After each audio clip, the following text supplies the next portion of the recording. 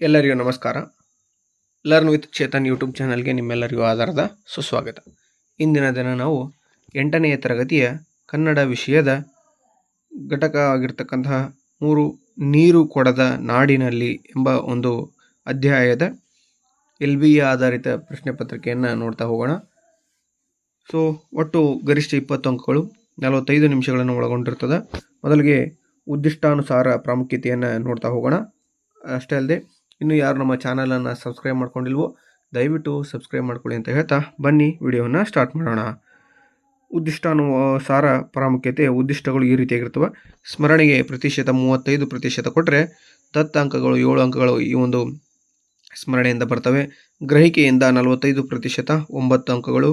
ಹಾಗೆಯೇ ಅಭಿವ್ಯಕ್ತಿ ಎಂಬ ಉದ್ದಿಷ್ಟತೆಯಿಂದ 20% ಕೊಟ್ಟರೆ ಒಟ್ಟು 4 ಅಂಕಗಳು ಈ ಒಂದು ಮೇನಿಂದ ಬರ್ತದೆ.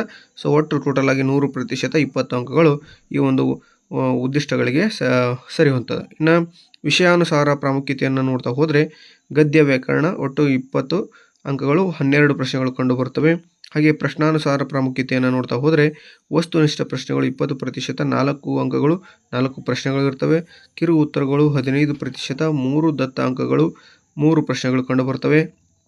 ಹಾಗೆಯೇ ಕಿರು ಉತ್ತರಗಳು 30% 6 ದತ್ತಾಂಕಗಳು 3 ಪ್ರಶ್ನೆಗಳು ಕಂಡುಬರ್ತವೆ. ಅಷ್ಟೇ ಅಲ್ಲದೆ ದೀರ್ಘ ಉತ್ತರಗಳು 15% 3 ಅಂಕಗಳು 1 ಪ್ರಶ್ನೆ. ದೀರ್ಘ ಉತ್ತರಗಳು ಭಾಗ 2 20% 4 ಅಂಕಗಳು 1 ಪ್ರಶ್ನೆ ಆಗ್ತದೆ. ಒಟ್ಟು 20 ದತ್ತಾಂಕಗಳಿಗೆ ಪ್ರಶ್ನೆಗಳ ಸಂಖ್ಯೆ 10 ಇರ್ತದೆ. ಓಕೆನಾ, ಕ್ಷಮೆ ಇರಲಿ, 12 ಇರ್ತದೆ. 4 + 3 7 7 3 10 11 12 ಪ್ರಶ್ನೆಗಳು ಕಂಡು ಬರ್ತದೆ. ಇನ್ನು ಕಠಿಣತೆಯ ಮಟ್ಟವನ್ನು ನೋಡ್ತಾ ಹೋದರೆ ಸುಲಭದಲ್ಲಿ 7 ಅಂಕಗಳು ಕಂಡು ಬರ್ತವೆ. ಸಾಧಾರಣದಲ್ಲಿ 9 ಅಂಕಗಳು ಹಾಗೆ ಕಠಿಣದಲ್ಲಿ 4 ಅಂಕಗಳು ಸೇರಿ ಒಟ್ಟು 20 ಅಂಕಗಳು ಕಂಡು ಬರ್ತವೆ. ಓಕೆನಾ, ಸೊ ತಡ ಮಾಡಿದ ಕ್ವಶನ್ ಪೇಪರು ವಿತ್ ಆನ್ಸರನ್ನು ನೋಡ್ತಾ ಹೋಗೋಣ. ಇದು ಕ್ವಶನ್ ಪೇಪರ್ ಇರ್ತದೆ. ಸೊ ಕೆಳಗಡೆ ಏನಿರ್ತದಪ್ಪ ಅಂದ್ರೆ ಆನ್ಸರ್ ಇರ್ತದೆ, ನಿಮಗೆ ಕೀ ಆನ್ಸರ್ಗಳು. ಸೊ ವಿಡಿಯೋವನ್ನು ಸ್ಟಾರ್ಟ್ ಮಾಡೋಣ. ಮೊದಲಿಗೆ ನೋಡಿ, ಮೊದಲನೇ ಪ್ರಶ್ನೆ ಇದೆ. ಮಲ್ಟಿಪಲ್ ಚಾಯ್ಸ್ ಪ್ರಶ್ನೆಗಳು ಈ ರೀತಿಯಾಗಿರ್ತದೆ. ಯಾರೋ ಪುಣ್ಯಾತ್ಮರು ಅಲ್ಲಿ ದೊಡ್ಡ ಮಣ್ಣಿನ ಮಡಕೆಗಳಲ್ಲಿ ನೀರು ತುಂಬಿಟ್ಟಿರುತ್ತಿದ್ದರು. ಈ ವಾಕ್ಯದಲ್ಲಿ ಪುಣ್ಯಾತ್ಮ ಪದವು ಅಂತ ಕೇಳಿದ್ದಾನೆ. ಆಪ್ಷನ್ ಎ ಸವರ್ಣ ದೀರ್ಘ ಸಂಧಿ, ಆಪ್ಷನ್ ಬಿ ಗುಣ ಸಂಧಿ, ಆಪ್ಷನ್ ಸಿ ವೃದ್ಧಿ ಸಂಧಿ, ಆಪ್ಷನ್ ಡಿ ಲೋಪ ಸಂಧಿ. ಇದರಲ್ಲಿ ಆನ್ಸರ್ ಯಾವುದಪ್ಪ ಅಂದರೆ ಆಪ್ಷನ್ ಎ ಸವರ್ಣ ದೀರ್ಘ ಸಂಧಿ. ಓಕೆನಾ. ಇನ್ನು ಎರಡನೇ ಪ್ರಶ್ನೆ ನೋಡಿ. ದುಡ್ಡು ಕೊಟ್ಟರೂ ಸೀದಾ ಸಾದಾ ನೀರು ಸಿಗುವುದು ಅಪರೂಪವಿತ್ತು. ದುಡ್ಡು ಕೊಟ್ಟರೂ ಸೀದಾ ಸಾದಾ ನೀರು ಸಿಗುವುದು ಅಪರೂಪವಿತ್ತು ಅನ್ನೋ ಈ ವಾಕ್ಯದಲ್ಲಿ ಸೀದಾ ಸಾದಾ ಪದ ಅಂತ ಕೇಳ್ತಾನೆ. ಆಪ್ಷನ್ ಎ ದ್ವಿರುಕ್ತಿ, ಆಪ್ಷನ್ ಬಿ ಅನುಕರಣವ್ಯಯ, ಆಪ್ಷನ್ ಸಿ ಜೋಡಿ ಪದ, ಆಪ್ಷನ್ ಡಿ ನುಡಿಗಟ್ಟು. ಸೀದಾ ಸಾದಾ ಅನ್ನೋದು ಆಪ್ಷನ್ ಸಿ ಜೋಡಿ ಪದ ಆಗಿರುತ್ತದೆ. ಇನ್ನು ಮುಂದಿನ ಪ್ರಶ್ನೆ ನೋಡಿ.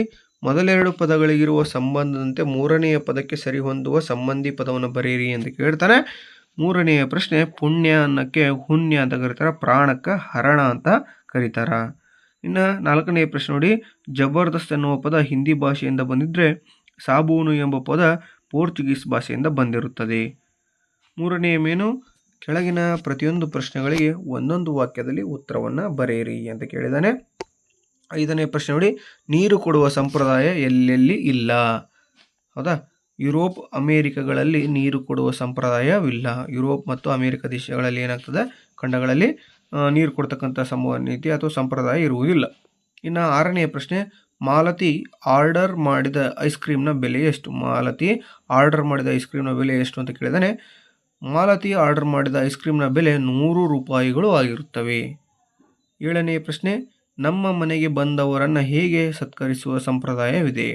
ಮನೆಗೆ ಬಂದವರನ್ನು ತಣ್ಣನೆಯ ನೀರು ತಂದು ಕೊಟ್ಟು ಸತ್ಕರಿಸುವ ಸಂಪ್ರದಾಯ ನಮ್ಮಲ್ಲಿದೆ. ಅಂದರೆ ಯಾರ ಮನೆಗೆ ಬೀಗರು ಯಾರು ಬಂದರೆ ಅವರಿಗೆ ನಾವು ತಣ್ಣನೆಯ ನೀರನ್ನು ಕೊಟ್ಟು ನಾವೇನು ಮಾಡಬೇಕಾಗ್ತದೆ, ಸತ್ಕರಿಸುವಂತಹ ಸಂಪ್ರದಾಯ ನಮ್ಮ ದೇಶದಲ್ಲಿ ಕಂಡು ಬರ್ತದೆ. ಇನ್ನು 2-3 ವಾಕ್ಯದಲ್ಲಿ ಉತ್ತರವನ್ನು ಬರೆಯಿರಿ ಅಂತ ಕೇಳಿದಾನೆ. ಸೊ 8ನೇ ಪ್ರಶ್ನೆ ನೋಡಿ. ವಿದೇಶಗಳಲ್ಲಿ ಬಾಯಾರಿಕೆಗೆ ಧಾರಾಳವಾಗಿ ಏನೇನು ದೊರೆಯುವು? ನಮ್ಮ ದೇಶದಲ್ಲಿ ಸಿಗುವಂತೆ ಬಾಯಾರಿಕೆಯಾದಾಗ ನೀರು ಸಿಗುವುದಿಲ್ಲ ಮತ್ತು ನೀರು ಕೊಡುವ ಸಂಪ್ರದಾಯವಿಲ್ಲ. ವಿದೇಶಗಳಲ್ಲಿ ಬಾಯಾರಿಕೆಗೆ ಕೋಲಾಗಳು, ಫ್ರೆಂಚ್ ಫ್ರೈಸ್, ಬಿಯರ್, ಬಾಟಲಿಯಲ್ಲಿ ಹಣ್ಣಿನ ರಸ ಧಾರಾಳವಾಗಿ ದೊರೆತವೆ. ನೋಡ್ರಿ, ಅಲ್ಲಿ ನೀರು ಸಿಗಂಗಿಲ್ಲ ಅಂತ ಏನೇನು ಸಿಗ್ತದೆ, ನೀರು ಕೊಡೋ ಸಂಪ್ರದಾಯ ಇರಂಗಿಲ್ಲ. ಆದರೆ ಅಲ್ಲಿ ಕೋಲಾಗಳು ಅಂದರೆ ಕೋಕಾ ಕೋಲಾ, ಪೆಪ್ಸಿಗಳು, ಫ್ರೆಂಚ್ ಫ್ರೈಸ್, ಬಿಯರ್ಗಳು, ಬಾಟ್ಲಿಗಳಲ್ಲಿ ಜ್ಯೂಸ್ಗಳು ಏನಾಗ್ತವೆ ಸಿಗ್ತಾವ ಅಂತ ಬರಿಬೇಕಾಗ್ತದೆ. ಇನ್ನು 9ನೆಯ ಪ್ರಶ್ನೆ ನೋಡಿ, ಗುರುದ್ವಾರಗಳ ಬಳಿ ಸ್ವಯಂ ಸೇವಕರು ಏನು ಮಾಡುತ್ತಿದ್ದರು? ಗುರುದ್ವಾರಗಳ ಬಳಿ ಸ್ವಯಂ ಸೇವಕರು ಏನು ಮಾಡುತ್ತಿದ್ದರು ಅಂತ ಇದೆ. ಲೇಖಕಿಯವರು ವಿದೇಶಕ್ಕೆ ಹೋಗಲು ದೆಹಲಿಗೆ ಬಂದಿದ್ದರು. ರೋಹ್ತಕ್ ರಸ್ತೆಯ ಅವರ ಅತ್ತೆಯ ಮನೆಗೆ ಹೋಗುವಾಗ ಗುರುದ್ವಾರದ ಬಳಿ ನೀರಿನ ದೊಡ್ಡ ಕೊಳಾಯಿ ಹಿಡಿದು ನಿಲ್ಲಿಸಿದ ಆಟೋ, ಬಸ್ ಹಾಗೂ ದಾರಿ ಹೋಕರಿಗೆಲ್ಲ ನೀರು ತುಂಬಿ ಕುಡಿಸುತ್ತಿದ್ದರು. ನಾಗರಿಕತೆಯ ನೀರು ತುಂಬಿ ಕುಡಿಸುತ್ತಿದ್ದರು ಅಂತ ಬರೀಬೇಕಾಗ್ತದೆ.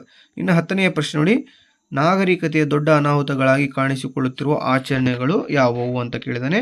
ಸೊ ಕೊಳ್ಳುಬಾಕುತನ, ಲಾಭಕೋರತನದ ರೋಗಗಳು ಸಾಂಕ್ರಾಮಿಕವಾಗಿ ಎಲ್ಲ ಕಡೆಗೂ ಹರಡಿ ಭಾರತಕ್ಕೆ ಲಗ್ಗೆ ಇಟ್ಟು ಸಂಸ್ಕೃತಿಯ ಮೇಲೆ ದಾಳಿ ಮಾಡುತ್ತಿವೆ.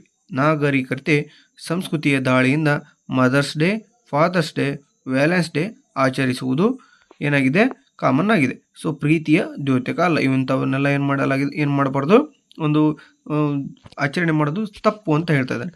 ಗಿಫ್ಟ್, ಗ್ರೀಟಿಂಗ್ ಕಾರ್ಡ್ ಮಾರುವ ಹೊಸ ಹುನ್ನಾರಕ್ಕೆ ಈ ಆಚರಣೆ ಮುಖ್ಯ ಉದ್ದೇಶವಾಗಿರುತ್ತದೆ. ಮೊದಲಿಗೆ ನಮ್ಮ ಭಾರತ ದೇಶದಲ್ಲಿ ಇಂಥವೆಲ್ಲ ಇಲ್ಲ. ಪ್ರತಿದಿನ ತಂದೆ ತಾಯಿಗಳಿಗೆ ನಾವೇನು ಮಾಡ್ತೀವಿ, ಗೌರವವನ್ನು ಸೂಚಿಸ್ತಾ ಬರ್ತೀವಿ. ಆದರೆ ಈ ಫಾದರ್ಸ್ ಡೇ, ಮದರ್ಸ್ ಡೇ ಅಂತ ಏನು ಬಂದಿದೆಯಲ್ಲ, ಅವತ್ತಿನ ದಿನ ಮಾತ್ರ ತಂದೆ ತಾಯಿಗಳಿಗೆ ಬೆಲೆಯನ್ನು ಕೊಡ್ತಾರೆ.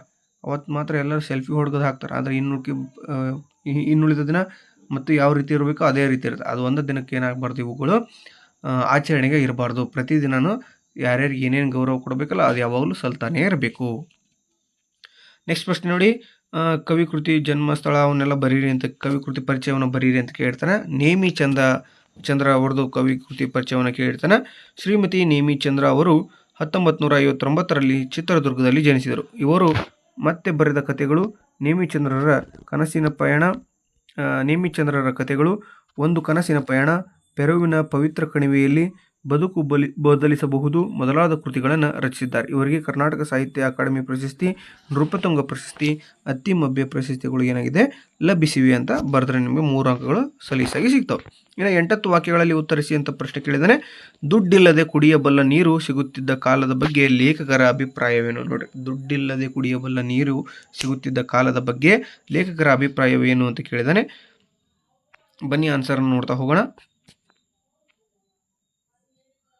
ನಮ್ಮ ನಾಡಿನಲ್ಲಿ ರೈಲು ನಿಲ್ದಾಣಗಳಲ್ಲಿ, ಬಸ್ಸು ನಿಲ್ದಾಣಗಳಲ್ಲಿ, ವಿಮಾನ ನಿಲ್ದಾಣಗಳಲ್ಲೂ ದುಡ್ಡಿಲ್ಲದೆ ಕುಡಿಯಬಲ್ಲ ನೀರು ಇರಿಸುತ್ತಿದ್ದರು. ಬಾಯಾರಿದಾಗ ಈಗಲೂ ಹೋಟೆಲ್ ಒಂದಕ್ಕೆ ಹೋಗಿ ನೀರು ಕುಡಿದು ಬರಬಹುದು. ಮನೆಯ ಹೊರಗೆ ಕಾಂಪೌಂಡ್ ಗೋಡೆಗೆ ಸಣ್ಣ ತೊಟ್ಟಿ ಕಟ್ಟಿ ದನಕರುಗಳು ನೀರು ಕುಡಿದು ಹೋಗಲಿ ಎಂದು ನೀರು ತುಂಬಿಡುತ್ತಿದ್ದರು. ಅಲ್ಲಲ್ಲಿ ಅಂಗಡಿಗಳಲ್ಲಿಯೂ ಸಹ ಮಣ್ಣಿನ ಮಡಿಕೆಯಲ್ಲಿ ನೀರು ತುಂಬಿಡುತ್ತಿದ್ದರು. ಅನೇಕ ಗುರುದ್ವಾರದ ಬಳಿ ಸ್ವಯಂ ಸೇವಕರು ನೀರಿನ ದೊಡ್ಡ ಕೊಳಾಯಿ ಹಿಡಿದು ನಿಲ್ಲಿಸಿದ ಆಟೋ, ಬಸ್ ಹಾಗೂ ದಾರಿ ಹೋಕರಿಗೆಲ್ಲ ಉಚಿತವಾಗಿ ನೀರು ತುಂಬಿ ಕುಡಿಸುತ್ತಿದ್ದರು. ಇವೆಲ್ಲವನ್ನು ನಾವು ಕೇವಲ ಭಾರತದಲ್ಲಿ ಕಾಣುತ್ತೇವೆ. ಆದರೆ ವಿದೇಶಗಳಲ್ಲಿ ದುಡ್ಡು ಕೊಟ್ಟರೂ ಸಹ ನೀರು ಸಿಗುವುದಿಲ್ಲ. ಓಕೆನಾ? ಇದು 4 ಅಂಕದ ಪ್ರಶ್ನೆ. ಇಷ್ಟು ಬರೆದ್ರೆ ಸಂಪೂರ್ಣವಾಗಿ ನಿಮ್ಗೆ ಅಂಕಗಳು ದೊರೀತಾವೆ.